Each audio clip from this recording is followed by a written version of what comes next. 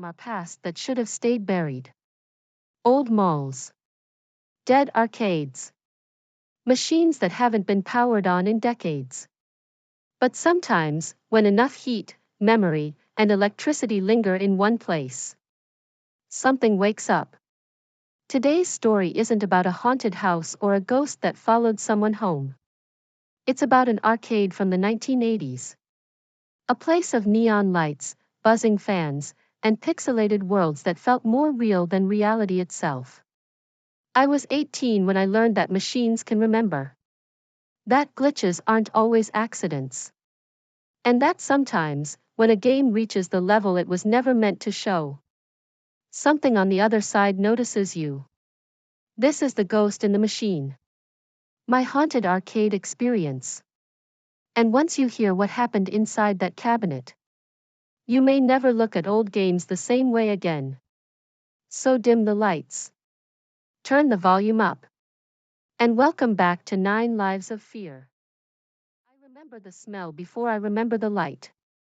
It drifted through the strip mall corridor like a ghost of its own, burnt circuitry, warm plastic, and the faint sweetness of popcorn from the stand across the street. The arcade lived in the hollowed-out remains of an old laundromat, its windows fogged with the breath of teenagers who pressed their faces to the glass as if peering into another dimension. Inside, the world glowed with a feverish pulse, reds that throbbed like arteries, blues that shimmered like cold flame, greens that flickered with the nervous energy of a dying star. It was 1985, and the digital world still felt like a miracle, an undiscovered country where every pixel was a promise. The machines stood in rows like monoliths, each one a shrine to a different universe. You could slip in a quarter and suddenly find yourself hunted through a glowing labyrinth by 4 relentless phantoms, or steering a lone starfighter against descending ranks of cosmic invaders, or guiding a tiny green traveler across a highway of roaring metal and a river of drifting logs. Each cabinet was a doorway, humming softly, waiting for someone to step inside. That I was 18, thin, awkward, swallowed by a hoodie that never quite fit. My sanctuary was the arcade we all whispered about in the hallways, the one we called the neon heart of the strip mall, though no sign ever named it. It was a place spoken of like a secret, a password, a rite of passage.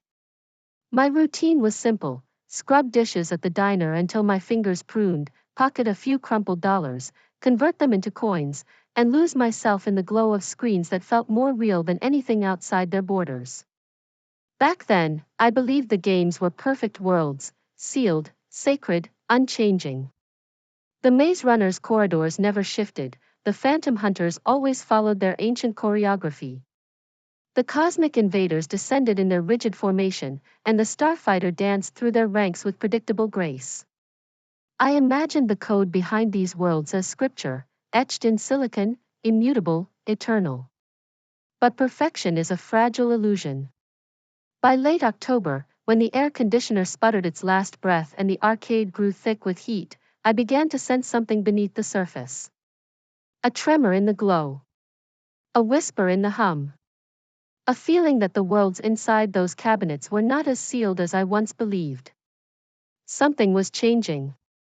Something was waking. And I was too young, and too enthralled, to understand that the first cracks in a perfect world are always the most dangerous. Beneath every glowing screen in that arcade, beneath every maze, every starfield, every river of drifting logs, there lived a fragile, beating heart. Not a heart of flesh, but of silicon and solder, humming with a rhythm so delicate it bordered on the miraculous. Back then, we didn't think of machines as vulnerable. We thought of them as eternal. Immortal. Little gods sealed inside wooden temples. But the truth was far stranger, and far more human. Inside each cabinet, a tiny world clung to life through a constellation of resistors, capacitors, and microchips no larger than a fingernail. These components were temperamental creatures, sensitive to heat, dust, time, and the trembling hands of teenagers who slammed buttons with more passion than precision. The engineers who built them were pioneers, coaxing entire universes out of memory so small it could fit on a scrap of paper.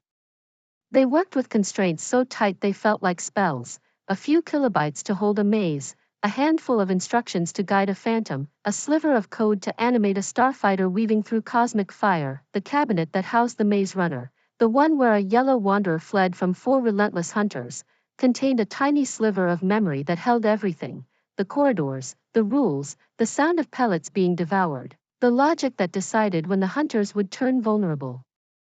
That memory chip was bolted to a board like a sacred relic, cooled only by a small metal heat sink and a fan that spun with the lazy determination of an old ceiling fan in a summer attic. That it was elegant, efficient, and heartbreakingly mortal. When the arcade emptied each night and the neon lights dimmed, the machines were left alone in the dark to breathe. Their fans whispered into the silence, a soft mechanical sigh that echoed through the empty room.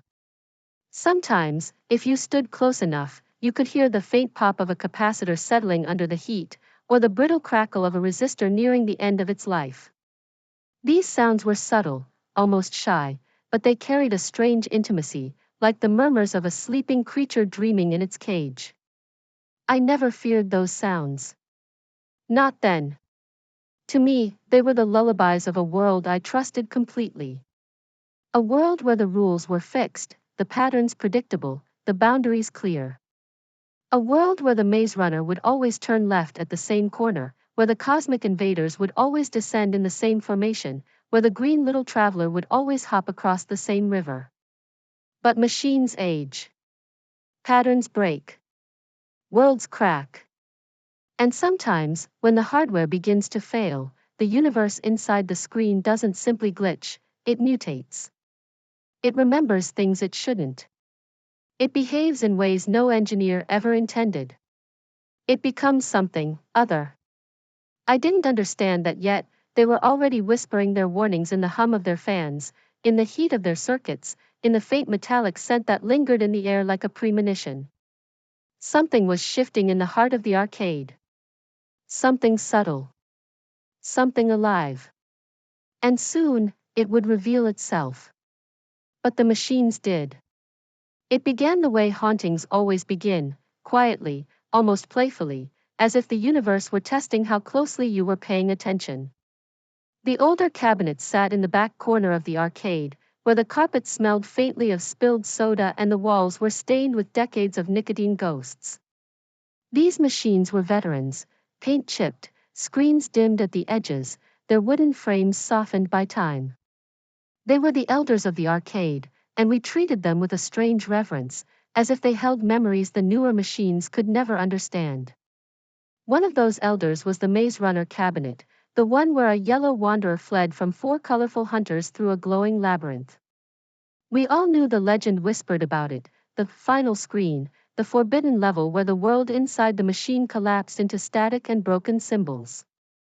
A place where the maze split open like a wound and the hunters turned into black, twitching shapes that moved in ways no human hand had programmed. Most of us laughed it off. But legends have a way of waiting for the right person. I had beaten the game once, my initials blinking proudly beside a score so high it looked like a misprint. But the idea of reaching that forbidden level, the one the machine wasn't meant to show, gnawed at me. It felt like a dare whispered by the cabinet itself. So one night, when the arcade was nearly empty and the air was thick with the heat of overworked machines, I fed a coin into the slot.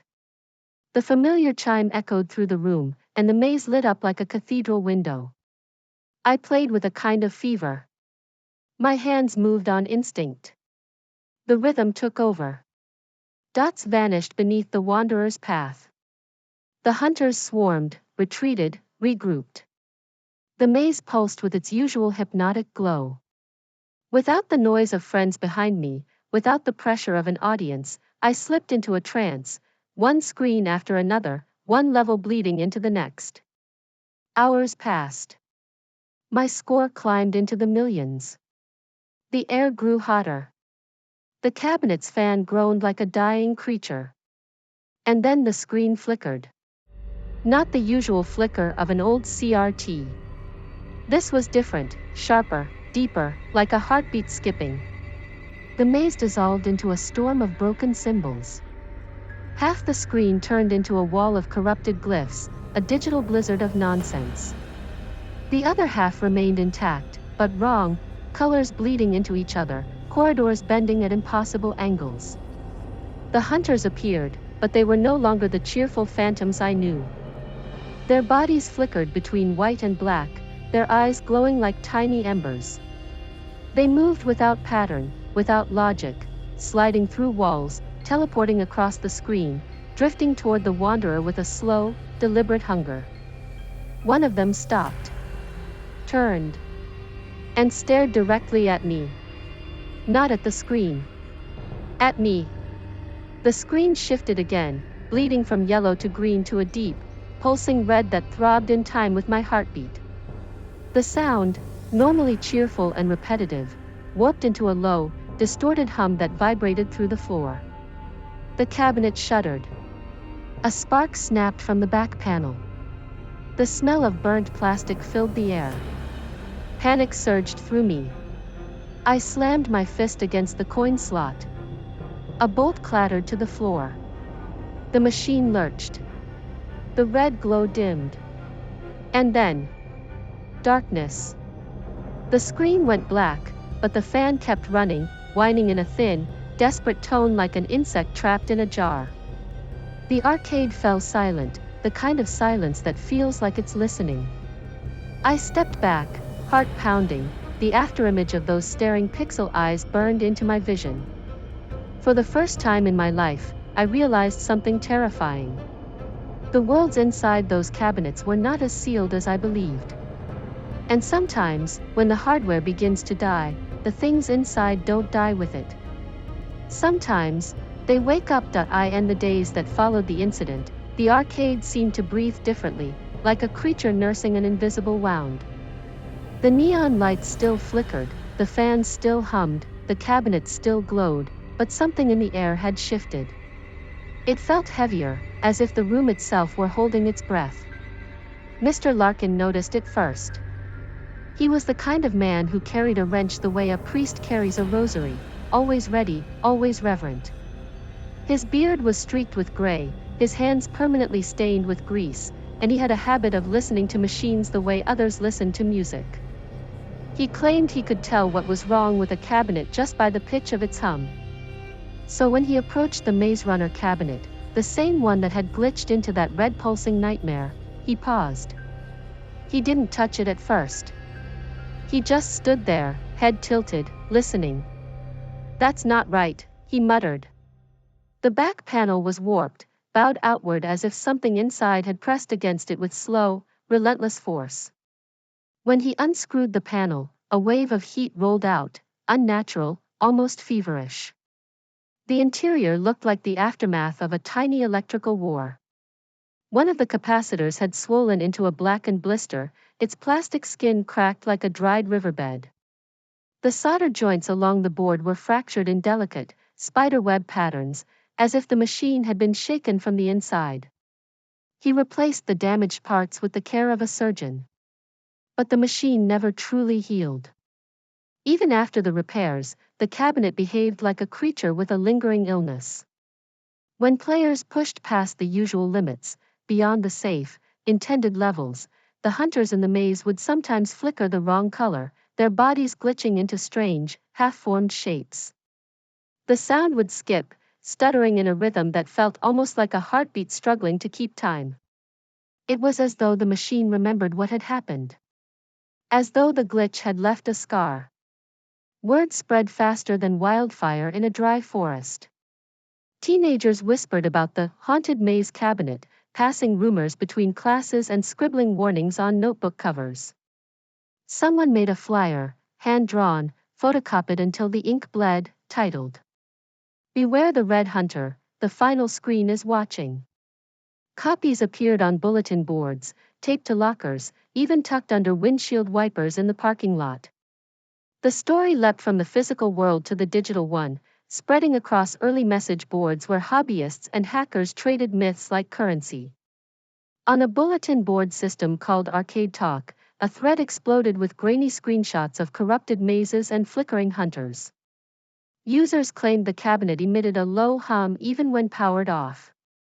One person swore they saw the screen glow faintly in the dark, as if something inside refused to sleep. Others whispered about a scorch mark on the side of the cabinet, an irregular black smudge that looked disturbingly like a handprint. Mr. Larkin denied any fire, but the mark remained, warm to the touch on cold nights. The arcade took on a strange energy. People came not just to play, but to witness. Some approached the cabinet with reverence. Others with fear.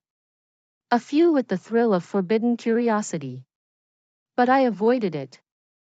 Not out of cowardice, at least, that's what I told myself, but because I felt something watching me from behind the glass. Something patient. Something that had stared into me once and was waiting for another chance. Machines aren't supposed to remember. But this one did. And whatever lived in its circuitry was not done with me. The early internet was a strange, half-formed creature, more rumor than reality, more static than signal. It lived in the hiss of dial-up modems and the glow of monochrome monitors, a place where teenagers and hobbyists gathered like pilgrims around a digital campfire. And in that flickering wilderness, stories spread faster than truth. The glitch in the Maze Runner cabinet became one of those stories. On Arcade Talk, the bulletin board where insomniac gamers and amateur coders traded secrets, a thread appeared titled, Glitch Legends, do you remember the gameplay bug? The post was simple, just a grainy screenshot of a corrupted maze and a few lines of text, but it ignited something. Users began sharing their own encounters with misbehaving machines, each tale stranger than the last. One user, calling themselves Pixel Phantom, uploaded a text file named spectre.txt. It read like a confession. I was playing the old Starfighter cabinet at 2 a.m. The enemy ship stopped moving in formation. They drifted into the shape of a skull. The screen went black except for one blinking pixel. A low tone played, like a heartbeat slowing down. I swear I heard a whisper telling me to leave. Another user, Retro Rider, posted an ASCII drawing of a ghostly figure hovering above the Cosmic Invader screen. The caption read, When the code remembers the crash of '84. The stories multiplied, mutating like urban legends do. Some claimed the glitches were secret messages left by developers, digital Easter eggs meant to unsettle players. Others insisted the machines were haunted by the memories of overworked hardware, that the failing components were trying to speak through corrupted sprites and distorted sound loops. But the most infamous tale, the one that spread like wildfire, was about the forest crawler cabinet, the one where a segmented creature slithered through a mushroom-filled field. According to the legend, a player once inserted a coin during a power fluctuation. The screen turned a deep, blood-red hue. The creature's segments elongated into serpentine shapes, writhing across the screen in hypnotic patterns. A guttural hum filled the arcade, vibrating through the floorboards. The player ran. Never returned. The cabinet was said to be cursed after that. People whispered about it in the hallways at school. They drew sketches of the red screen in the margins of their notebooks. They dared each other to play the machine alone at night. That I read these stories in the glow of my bedroom CRT, the light painting my walls in ghostly blue. The thrill of the unknown seeped into me like cold water. There was something intoxicating about the idea that a single misplaced byte, a tiny fracture in the code, could warp an entire universe. It made the digital worlds feel alive. Unpredictable. Dangerous. And I wanted to feel that danger again. To stand at the edge of the glitch and look into the abyss. I didn't know it yet, but the abyss had already begun looking back. The stories didn't stay small. They never do. What began as whispers in the back corner of the arcade soon spilled into the hallways of the school, then into the early digital wilderness where myths grew like mold in the dark. The glitch in the Maze Runner cabinet became a seed, and from it sprouted a whole forest of tales, twisted, luminous, and hungry. By the early 1990s, the internet was still a fragile creature, half rumor, half static, but it was fertile ground for fear. Teenagers logged into message boards after midnight, their faces lit by the cold glow of CRT monitors, trading stories the way older generations traded ghost tales around campfires. One of the earliest forums dedicated to these digital hauntings was a place called Retro Horror, a fledgling corner of cyberspace where insomniacs gathered to share their encounters with misbehaving machines. The threads were a strange mix of code snippets, blurry screenshots, and confessions typed with trembling fingers. The most famous post was titled, "The Last Level." It told the story of a player named Jax who had conquered the old tower climber cabinet, the one where a lone hero scaled a construction site while a massive ape-like figure hurled obstacles from above. According to the tale, after Jax beat the high score, the machine revealed a secret level no manual had ever documented. The level was described as an endless staircase of blue bricks, stretching upward into a void that flickered like a dying star. As Jax climbed, the bricks crumbled beneath him, pixel by pixel.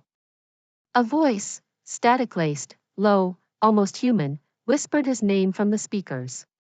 The story ended with a line that became infamous. "The game never ended, it just waited for you to press continue." People devoured it. They printed it out and passed it around school. They read it aloud in basements during sleepovers. They whispered it to each other in arcades, standing in front of the very cabinet the story described. Soon, more stories followed. A tale about the cosmic invader cabinet that displayed a hidden message when the room was empty. A rumor about the road-crossing amphibian game that showed a shadowy figure standing on the riverbank. A myth about the forest crawler cabinet that emitted a low growl when someone walked behind it. Screenshots appeared, grainy, distorted, often fake, but no one cared.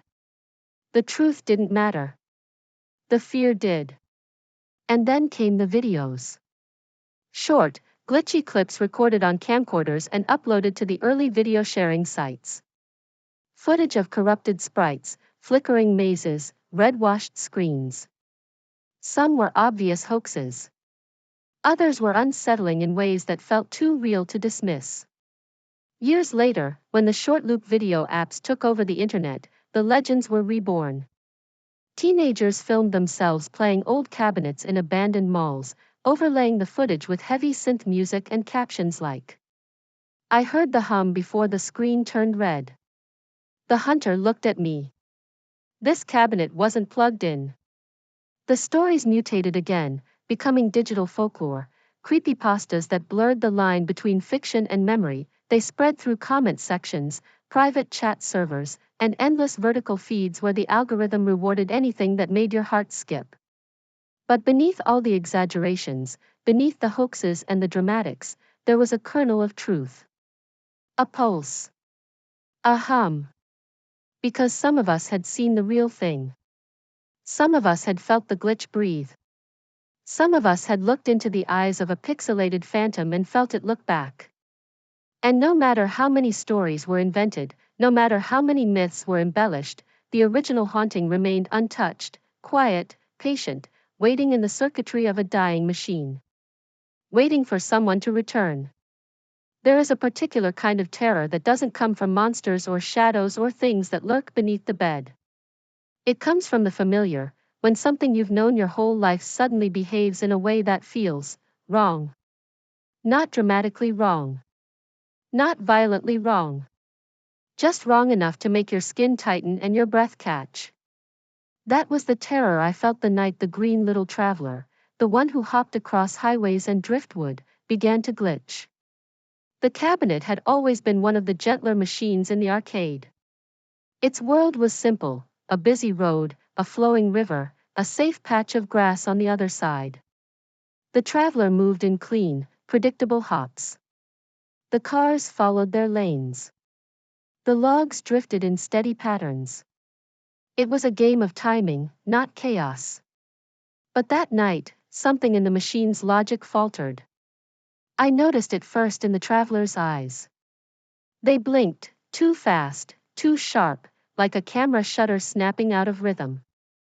Then they flashed a deep, unnatural red before each hop, a color that didn't belong in that cheerful world. The traffic lights shifted next. Green to yellow. Yellow to a sickly, pulsing orange. Orange to a shade that looked almost bruised. A low chord played every time a car passed, a sound that didn't exist in the original game. It was mournful, like a church organ echoing through an empty cathedral. I leaned closer. The traveler hesitated before each hop, as if something inside the code were aware of its own malfunction.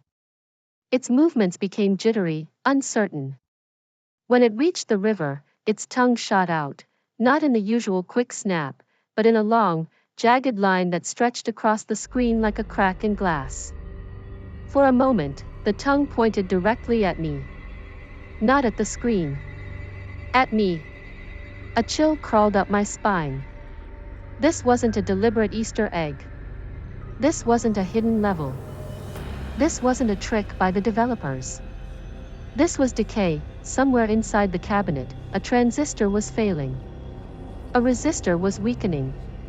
A timing circuit was slipping out of sync. And the code, so rigid, so precise, was being forced into a shape it didn't understand. The result was a portrait of digital horror. A character we thought we knew behaving like something that had never been human, but was trying to imitate humanity in all the wrong ways. The uncanny valley wasn't just a place where robots looked too human. It was a place where logic broke. Where code stuttered. Where the familiar twisted into something that felt alive in all the wrong ways. I stepped back from the cabinet, heart pounding, the traveler's red flashing eyes burned into my memory. For the first time, I understood something I had never considered before. When a machine begins to die, it doesn't simply stop working. It dreams. It mutates. It reaches out. And sometimes, if you're standing close enough, it reaches toward you. Time is cruel to machines. By the early 1990s, the arcade had begun its slow descent into obsolescence. The mall around it was dying, stores shuttered, food court chairs stacked like tombstones, the air thick with the scent of dust and old carpet. New consoles were invading living rooms, sleek and quiet, promising worlds far larger than anything a wooden cabinet could hold. But the arcade remained, stubborn and flickering, like a relic refusing to surrender. The machines aged visibly. Heat sinks tarnished. Fans wheezed under blankets of dust. Metal panels rusted at the edges like old wounds reopening. The Maze Runner cabinet, the one that had stared into me with pixel eyes that felt too aware, grew louder with each passing week.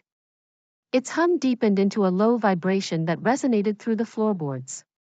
When the power supply flickered, the entire arcade seemed to shudder, as if the machine's heartbeat had become the heartbeat of the room itself.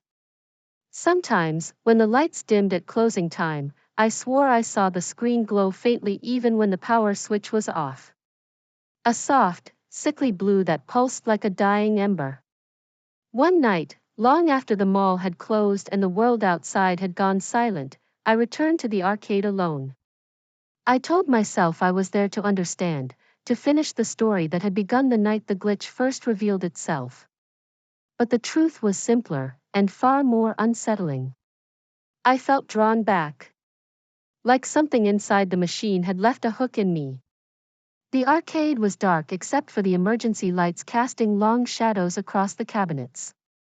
The air was warm, almost humid, as though the machines had been breathing in the dark. I walked past the Cosmic Invader cabinet, past the Tower Climber, past the Forest Crawler with its rumored red screen. Each machine seemed to watch me with its darkened display, waiting. When I reached the Maze Runner cabinet, I stopped. The screen was off, but the power light glowed faintly, a tiny blue dot that illuminated the surrounding cabinets like a ghost lantern. The fan was running, louder than ever, its whine sharp and desperate, like a creature fighting to stay alive. I hesitated. Then I opened the back panel. The interior was a tangle of wires, some frayed, some melted into strange, twisted shapes. A capacitor near the power regulation chip bulged grotesquely, its top cracked open like an eggshell. The solder beneath it had softened, forming a delicate silver droplet that trembled as if it were breathing. I reached out and touched the capacitor. The solder snapped with a soft metallic pop. A wave of static surged through the cabinet, racing up my arm in a tingling electric rush. The screen flickered to life. Without a coin, without a button press, without permission, the maze appeared. Frozen. Silent. The hunters stood motionless in the corridors, their bodies flickering between colors like dying stars. Their eyes glowed an unnatural violet, bright enough to cast faint reflections on the glass. The hum deepened into a low, resonant vibration that synced with my heartbeat. Thump. Thump. Thump. Then I heard it. Not through my ears. Through my skin. A whisper. Continue. The word was incomplete, as if the machine were struggling to speak through failing circuits and corrupted code. The sound vibrated through my bones, soft but unmistakable. I slammed the back panel shut. The metal clanged loudly, echoing through the empty arcade like a gunshot. The screen went dark. The hum faded. The power light flickered once, twice, then steadied into a faint, watchful glow. I left the arcade that night with a feeling I couldn't name, part fear, part awe, part something deeper, something that felt like grief. Because I understood, in that moment, that the glitch wasn't just a malfunction. It wasn't just corrupted code. It wasn't just failing hardware. It was a memory. A residue. A ghost. Not of a person, but of the machine itself, its decades of heat, strain, electricity, and obsession condensed into something that lingered long after the hardware began to die. And it wasn't finished with me. The morning after the machine whispered to me, I found myself standing in the lobby of a small computer museum where my old friend Mia worked. She had always been the kind of person who treated hardware like fossils, artifacts from a prehistoric digital age, each one carrying the imprint of the world that birthed it. She led me to a disassembled Cosmic Invader board laid out on a velvet mat like the remains of an ancient creature. Each component was labeled, catalogued, preserved with a reverence usually reserved for bones dug from the earth. These machines were never meant to last, she said, lifting a cracked resistor between two gloved fingers. They were built fast, cheap, and with just enough precision to survive a few years of teenage abuse. She placed the resistor in my hand. It was lighter than I expected, fragile, almost hollow. Think of it like this, she continued.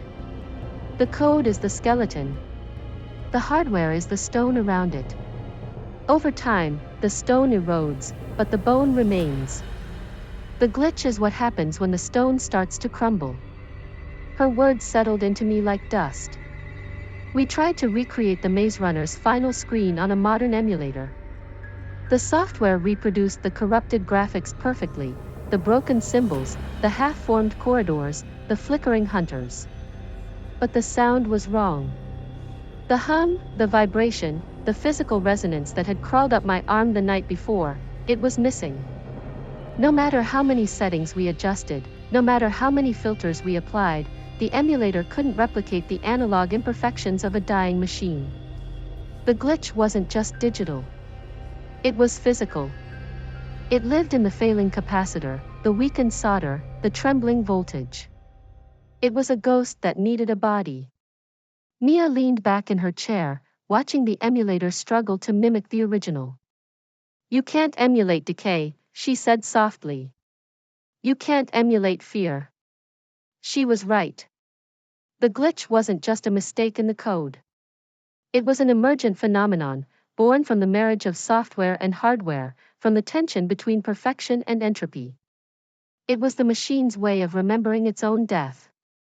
And it made me wonder. How many other cabinets had carried their own ghosts? How many glitches had flickered into existence for a moment, only to vanish when the machine was repaired or discarded? How many stories had been lost because no one was there to witness them? There were thousands of cabinets scattered across the world, some in basements, some in landfills, some in forgotten corners of dying malls. Each one held a universe of code, a fragile ecosystem of silicon and copper. Each one had aged differently, decayed differently, glitched differently. Somewhere out there, I realized, were other hauntings, other whispers, other digital specters waiting for the right moment, the right voltage, the right curious hand to awaken them. The thought should have frightened me. Instead, it filled me with a strange, aching wonder. Because glitches, like memories, never truly disappear. They linger. They echo. They wait. And sometimes, if you listen closely enough, you can hear them calling through the static. The end came quietly. Not with a grand announcement, not with a final tournament or a farewell party, but with a notice taped crookedly to the arcade's glass door: demolition in 1 week. The mall had finally surrendered to time, and the arcade, our neon sanctuary, our cathedral of circuitry, was being cleared out like an old storage unit. A handful of us gathered for the final night: Mia, Mr. Larkin, and a few of the old regulars who had grown up in the glow of these machines. We stood among the cabinets like mourners at a wake, each of us carrying memories that hummed louder than the machines themselves. The air was thick with dust and nostalgia. The neon lights flickered like dying fireflies. The hum of the fans felt like a heartbeat fading. We each placed a single quarter into a cabinet as a tribute, a ritual we invented on the spot, but one that felt ancient, sacred. Some chose the cosmic invader machine. Others chose the tower climber or the forest crawler. Each coin clinked softly, a metallic prayer. I walked straight to the Maze Runner cabinet. The machine that had haunted me. The machine that had whispered to me. The machine that had stared back. My hand trembled as I slid the quarter into the slot. The familiar chime echoed through the empty arcade, and the maze bloomed onto the screen, bright, crisp, almost youthful, as if the machine were trying to show me its best face one last time. The wanderer appeared. The hunters emerged.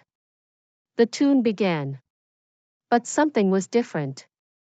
The hunters flickered, not in the corrupted, violent way I had seen before, but gently, like candles in a draft.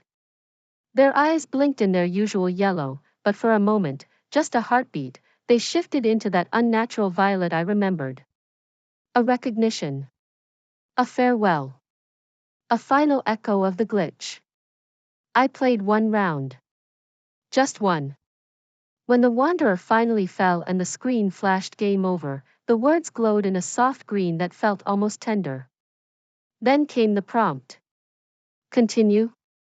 The cursor blinked. Waiting. Inviting. Breathing. I could have pressed the button. I could have tried to resurrect the moment, to chase the glitch again, to force the machine to reveal whatever lived inside its circuitry. But I didn't. For the first time, I understood that some hauntings aren't meant to be solved. Some ghosts aren't meant to be exorcised. Some stories end not with answers, but with acceptance. I stepped back. The quarter dropped into the metal tray with a soft clink. The machine hummed, almost gratefully. I walked away. A few days later, the demolition crew arrived.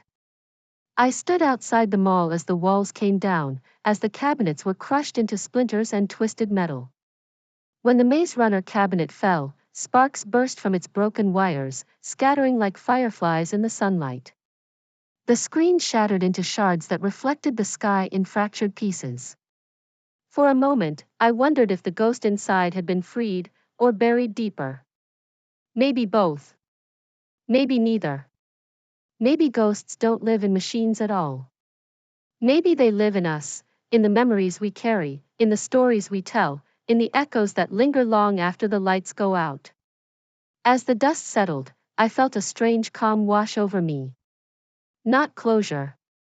Not relief. Something quieter. Something like reverence. The arcade was gone.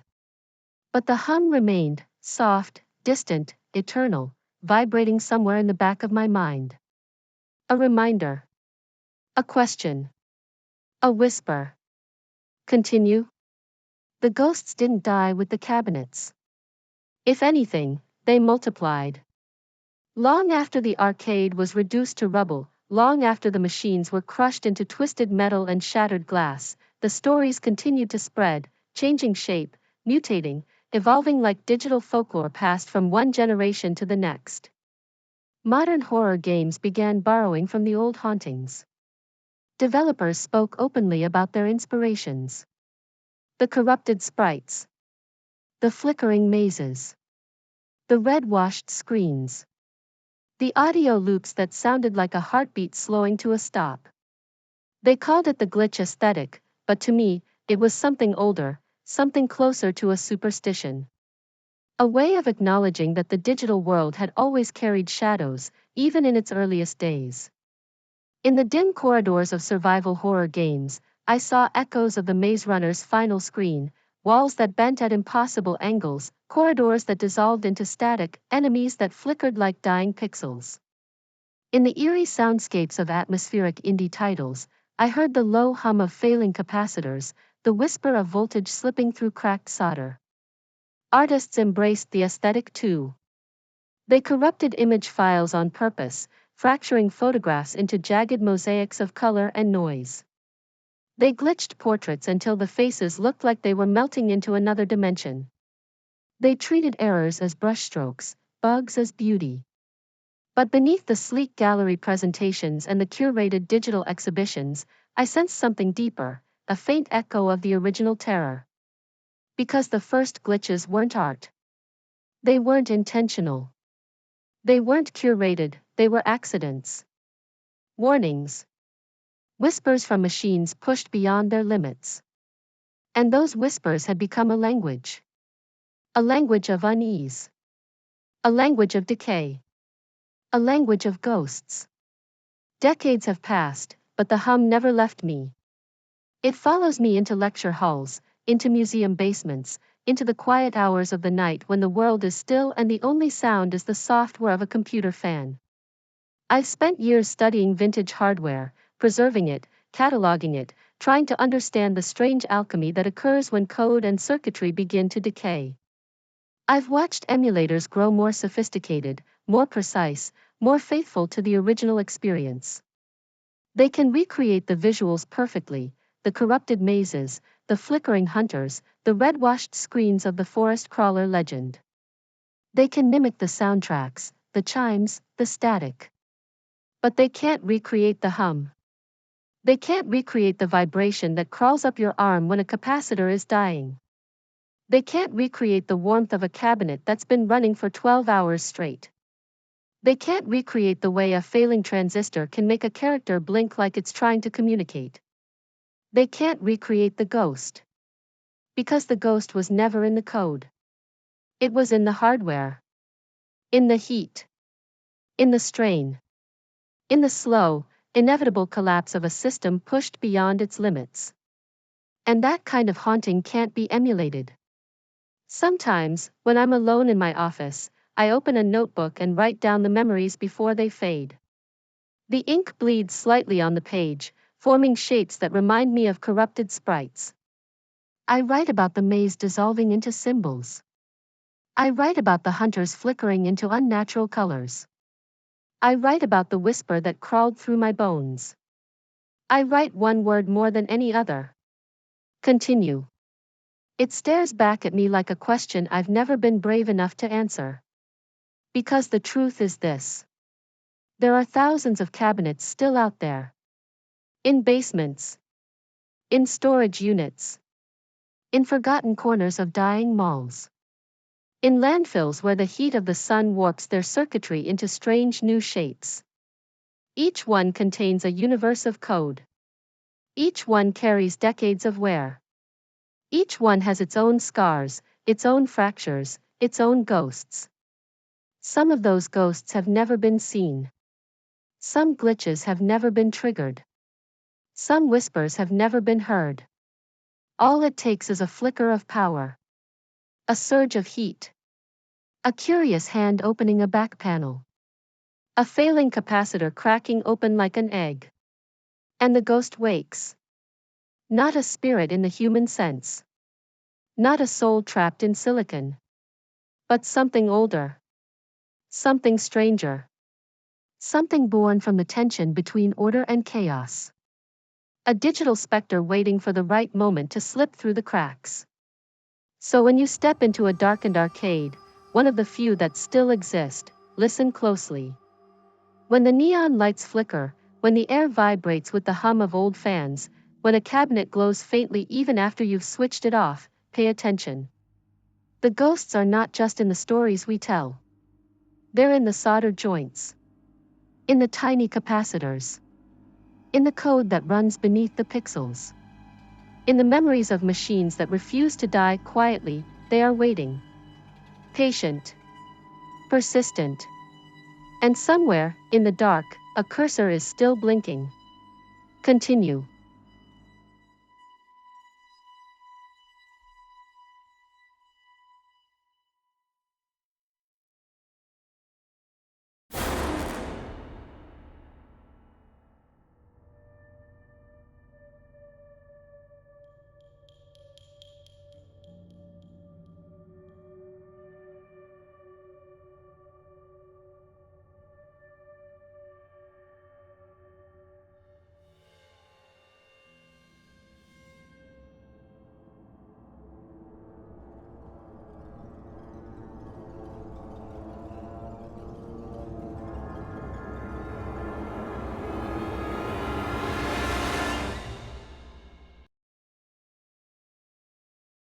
When people talk about haunted places, they usually mean houses, hospitals, or forgotten roads.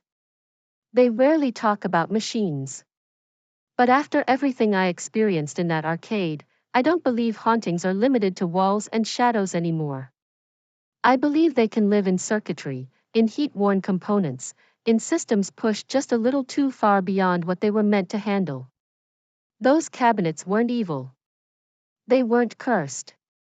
They were tired. They carried decades of electricity, obsession, repetition, and memory, until something finally fractured. And in that fracture, something lingered. Maybe the ghost wasn't in the game. Maybe it was in the glitch. In the moment when perfection broke and revealed what was underneath. So if you ever find yourself in a dark arcade, or standing in front of a machine that hums a little too loudly, if the screen flickers when no one's playing, or the fan keeps running long after the power is off, pay attention. Because some systems don't shut down cleanly. Some worlds don't end at game over. And somewhere, deep in the static, a question may still be waiting for you. Continue. Until next time, sleep tight. And I'll see you in the next story. Hey, horror fans. If you enjoyed our chilling tale and want to keep the spine-tingling stories coming, don't forget to hit that like button. Your support keeps the darkness alive. Share this video with your friends. Let's spread the fear together. And if you haven't already, make sure to subscribe and turn on notifications so you never miss a hair-raising moment. Join our community of thrill seekers and prepare for more eerie adventures. Thanks for watching, and remember, stay scared.